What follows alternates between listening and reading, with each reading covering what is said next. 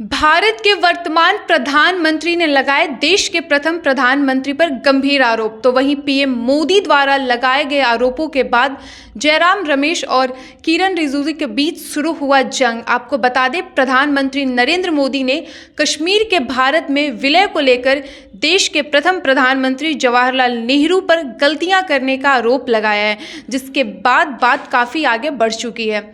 नमस्कार, आप देख रहे हैं प्रेस जागरण और मैं हूं स्वाति सुमन आपके साथ। पीएम मोदी द्वारा लगाए गए आरोपों के बाद कांग्रेस के वरिष्ठ नेता जयराम रमेश ने उनका विरोध किया, तो वहीं केंद्रीय कानून मंत्री ने नेहरू से जुड़ी बयानों की पोटली खोल दी। उन्होंने ट्वीट के जरिए जयराम रमेश के दावों का खंडन किया और प्रधानमंत्री का बचाव करते हुए बताया कि नेहरू ने खुद लोकसभा में कश्मीर के विलय को लेकर जो बातें कही, पीएम मोदी के आरोप उसी पर आधारित है।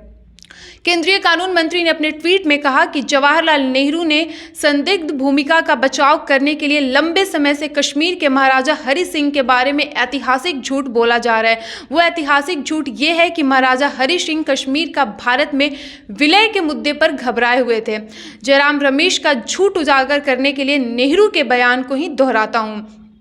उन्होंने दूसरे ट्वीट में लिखा कि नेहरू ने शेख अब्दुल्ला के साथ समझौते के बाद 24 जुलाई 1992 को लोकसभा को संबोधित किया था। नेहरू ने कहा था कि महाराजा हरि सिंह ने कश्मीर के भारत में विलय के लिए पहली बार उनसे जुलाई 1947 में बातचीत की थी, यानी स्वतंत्रता मिलने से 1 महीने पहले, लेकिन नेहरू ने महाराजा की बातों को अनसुनी कर दी थी। इतना ही नहीं, नेहरू के लोकसभा में दिए भाषण की कॉपी का स्क्रीनशॉट्स अटैच किया, जिसमें लिखा, जहां तक बात कश्मीर की है तो 15 अगस्त से भी पहले यानी कि जुलाई में ही हमारे पास उसको लेकर अनौपचारिक प्रस्ताव आया। हमने सलाह दी कि कई कारणों से जम्मू और कश्मीर स्टेट का विशेष स्थान है। वो आगे लिखते हैं कि नेहरू के कथनों पर गौर कीजिए तो पता चलता है कि महाराजा हरि सिंह ने नहीं बल्कि खुद नेहरू ने ही कश्मीर के भारत में विलय को टाला। महाराजा ने दूसरे प्रिंसली स्टेट की तरह जुलाई 1947 में ही नेहरू से संपर्क किया था। सभी राज्यों के विलय पत्र स्वीकार कर लिए गए, लेकिन केवल कश्मीर का प्रस्ताव खारिज कर दिया गया था। नेहरू ने कश्मीर पर क्या कहा था, आप भी जानिए।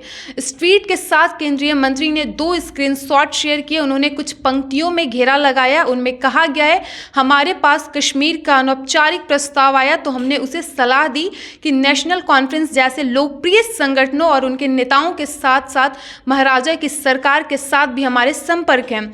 हमने दोनों को सलाह दी कि कश्मीर का मामला सबसे हटकर है और वहाँ जल्दबाजी करना ठीक नहीं होगा। हमने आम सिद्धांत बनाया कि खासकर कश्मीर के लोगों की राय ली जानी चाहिए। ये विभाजन और आज़ादी से पहले की बात थी। हमने स्पष्ट कर दिया था कि महाराजा और उनकी सरकार ने अगर भारत में विलय की इच्छा जताई होती तो भी हम उनसे कुछ और चाहते, और वो ये कि ये कदम उठाने से पहले वहाँ के लोगों की राय ली जाए। हम नहीं चाहते कि किसी चालाकी से कागज़ पर कुछ हासिल कर ले।